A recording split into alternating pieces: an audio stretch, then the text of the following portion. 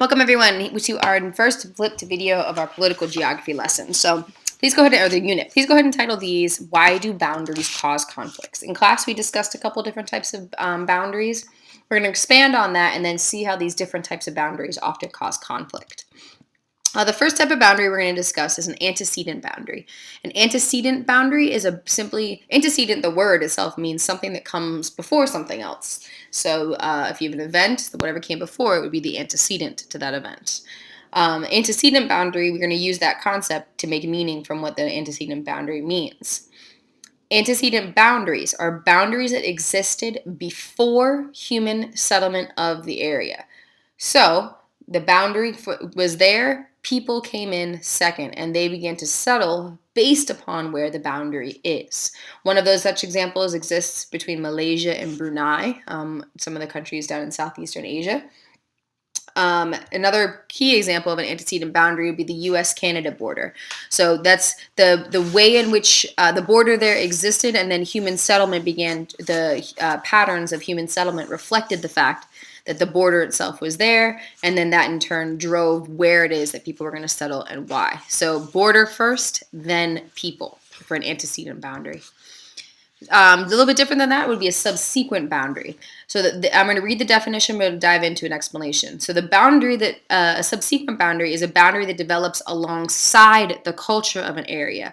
In other words, let's say there's this cultural difference between two groups of people. The boundary that's going to naturally emerge from those differences would be a subsequent boundary. For example, we've already discussed this in detail. But the Northern Ireland and Ireland conflict between the Protestant nation and Protestant state, and the Catholic concentration in northeastern Ireland. So in other words, we have a subsequent boundary emerging whereby the Catholic population, by their concentration, is becoming increasingly divided from the greater population. What that means, again, subsequent boundary, so it's developing alongside the cultural differences of the group. Another such a boundary, another example would be in Vietnam and China. And this boundary between the two, this is actually a border, but the boundary between Vietnam and China, or the border between Vietnam and China, has been disputed over time. But it emerged as cultural differences emerged between the two groups of people. Another kind of boundary is a relic boundary. Okay? A relic boundary is a boundary that is no longer there, hence a relic. Relic is something that's left behind. So it's a boundary that's no longer there, it's no longer functioning, but whose impact can still be felt and can be seen on the landscape. Again, there's that definition of the word relic, just in case you didn't know what that meant. We talked about that when we talked about pagodas, because pagodas have relics of Buddha's life within them. A relic, a boundary, so the relic is an object remaining from an earlier time. The boundary itself gone, but the impact is still felt. Key example of that would be the Berlin Wall. Berlin Wall emerged because after World War II, Germany was divided. The Allied powers wanted to make sure that Germany would not get power and not rise to power again quickly. So they divided Germany, the physical country of Germany, but they also divided the city of Berlin more specifically. In Berlin, there was the divide between the Soviet Union, which subscribed to a belief called communism, and the western side of the city, which was controlled by the Allied powers. Tremendous tension. I'm giving you an incredibly brief overview of this right now. We'll get to it in a little more detail later on. But the two sides had tremendous tension, so much so that the Soviet Union constructed a wall. That's the same physical wall you're looking at in that picture. A physical wall that divided the city of Berlin. And this was pretty tragic because this split families, this split friends, this divide. Literally, just imagine drawing a line down North Capitol and just having half of the city locked in and the other half of the city able to move freely. It's very much an example of a relic boundary because even though that wall fell in 1989, and then ultimately Soviet Union in 1990, though that wall no longer exists, its effects are still felt. Because if you look at these maps I just got the other day from Washington Post, it's the 25th anniversary of the fall of the Berlin Wall, relatively just a couple months ago, and the eastern side of the country, you can see where the East Germany, so East Germany was the side of Germany that was controlled by the Soviet Union, and you can see that that their unemployment rate is still incredibly high. I mean, it's incredibly clustered within the eastern section. The West Germany, you can see the demographics, that there's so few young people moving into East Germany because there's not a lot of job opportunity there. So the Berlin Wall fell, the Soviet Union within the city of Berlin. But the control that the Soviet Union had over East Germany is still incredibly evident. So the influence of the Soviet Union in Germany and the presence of the Berlin Wall, very much a relic boundary, because it's not physically there anymore. But the negative effects that the Soviet control had on Germany are still very much felt within the country. And you can see that within these divisions, in employment, in demographics, in a lot of other terms as well. From there, and here's an example of the Berlin Wall from space. You can literally see exactly where the wall was on the left-hand side, where there is tremendous amount of light. Obviously, where the western side, where there's not as much industry, amounts of lights on businesses, would be the eastern side. Okay, superimposed boundaries. These are key. This is going to come up a lot. Superimposed, what it means to superimpose something means to put something on top of something else, to superimpose it. When I say that, I want you to think about those really awful old music videos or something like that, where you see someone singing, or it's in a movie and they're supposed to be on a really beautiful beach somewhere, but it's very obvious that they're not actually there. That's when you're superimposing. You're putting that person on a green screen and you're making it look like they're somewhere else. You're putting something on top of something else. You're putting the picture of the person on top of that green screen. The superimposed boundary is very similar in the sense that you're just slapping that boundary right on top of something that's already there. So superimposed boundaries are political boundaries, aka borders, that completely ignore the existing cultures and the distribution of those cultures. The key and most important example of superimposed boundaries is the modern day countries of Africa, modern day states of Africa. At the top map, you see there's languages of Africa there. Those are the linguistic boundaries. I couldn't find a really strong map that showed the ethnic groups and showed the cultural groups of Africa, so I went with the linguistic boundaries, because to some extent that the language families are going to give us a representation of the culture. That alone, if you look and see at the way the European nations came in and simply just drew boundaries for countries, drew those political borders, even from the language borders alone, you can see that those do not reflect the cultural groups and even the linguistic groups that are there. And within the entire continent of Africa. So we've got 54 countries in Africa, and we have them. These boundaries are completely superimposed. They were just put right on top wherever the colonial powers wanted them to be. And you can imagine the tremendous amount of conflict it causes when the political boundaries of a country do not match the cultural boundaries of a group of people. If you slice a cultural group in half, that half of this cultural group is going to be part of one country, half is going to be part of another country, that's going to cause a tremendous sense that these people don't want to belong to either one of those countries. They're going to find much more allegiance to their culture group. So in contrast, if you have a culture group that is perhaps separated from the rest of the cultural group, perhaps a boundary or a border cuts through the group and separates them, that too causes conflict. So this concept of a superimposed boundary that is just drawn right on top of cultural groups without regard to where they're distributed, that's a problem, and that often causes conflict and has continued to cause conflict. Something I found interesting, I just found this map that is actually, the scramble for Africa when European nations were taking land happened in the late 1800s through the early to mid 1900s, well, early 1900s, we'll call it that. I found this map I thought was pretty cool, which is the 21st century African land rush. And what this is showing is that in modern day, many of the MDCs of the world are coming in and investing or buying up land now in these now independent nations, and essentially reasserting so much of this control and reasserting their presence within Africa. So a continued trend.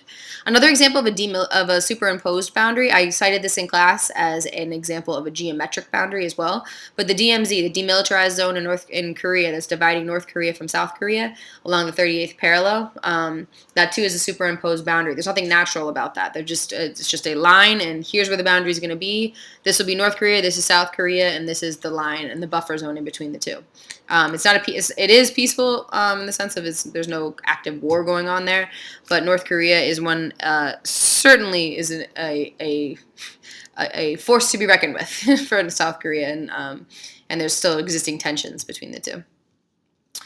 Another kind of boundary would be a frontier. So a frontier is actually a zone separating two or more actually states, where there's no clear line of demarcation. Demarcation meaning the physical presence of a boundary. It's really unclear where the actual boundary lies, is essentially what a frontier is. And the best example of that, and more importantly, that within that frontier, neither country or none of the three countries, I should say, exercise political control. So the best example of that is actually in the Arabian Peninsula, between the Saudi Arabia, Yemen, Oman, the UAE, and Qatar. You can see when it says Arabian Peninsula borders by the colors. If you look from say 1949 in the pink versus 1990. I mean, it's not enormous changes, but there's still significant notable changes in this frontier region that is largely, the middle of Saudi Arabia is called the empty quarter, but the rest of Saudi Arabia is still the southernmost region.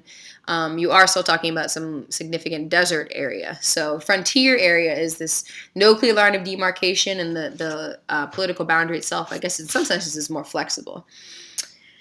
One of the boundaries that is also actually changing in some senses nowadays, but is a concept of a global commons. So a global commons, there are very, very few of these places in the world left. But a global commons is an area where no country has the right to search for natural resources. Nobody fully owns it, and nobody has the right to search for natural resources like gas or anything that you could be using for economic profit. The best example of that would be Antarctica, that no one owns the entire continent of Antarctica, nor is this even settled for human population. But within Antarctica, these are different areas, different countries have claimed it to be their own, but none of those countries has the right. Let's say one day they discover that Antarctica is full of natural gas or full of oil. None of these countries would have the right to declare that as their own. It's sort of like a neutral, I don't know if neutral is the right word, but it's no country has sovereignty. That's the way to say it. No country has complete sovereignty or control here. Religious boundaries also often cause conflict. We reviewed this last unit, so I'm not going to discuss it, but just to get into the essential question here, now that we've covered the types of boundaries, talking about how they cause conflict. We already talked about this extensively, that religious boundaries cause conflicts. The Israeli-Palestinian crisis, Nigeria and the implementation of Sharia law, same thing with Sudan, Ireland being an intra-faith boundary that's causing conflicts. So religious boundaries we've sufficiently covered. They frequently and often cause conflict. In our modern day, the most common reason for why our boundaries look the way they do is pretty much solely at the hands of European colonialism. So the colonialism, what it actually means is the policy of conquering and settling another country or territory that's occupied by a native population or indigenous population. Far more simplistically, you are conquering land and claiming it, as your own. When you do so, you are removing the autonomy is their control. You are removing the sovereignty, the independent political control of a place, and you are now claiming that territory is now part of your country. That is why that is the reason for most modern conflict, that was the reason for most historic conflicts as territories got their independence, but most of our modern borders are the result of European colonialism. There are very, very few colonies that remain in modern day because most of them got their independence after World War II, which occurred beginning after 1945. But there are still a few that remain. Most of the colonies that remain are typically very small islands in the Caribbean and the Pacific Ocean. So the British Virgin Islands, for example, Midway Island is owned by the United States as a colony. We have just many of the different small Caribbean nations, and the South Pacific Islands are colonies of the United States. In fact, Puerto Rico is the most populous means that the most people, remaining colony in the world that is owned by the United States. They are a Commonwealth of the United States. So they are the most populous remaining colony in the world. Most of the other colonies that are in the world, small islands in the South, or in the South Pacific Ocean, South Pacific, or in the Caribbean.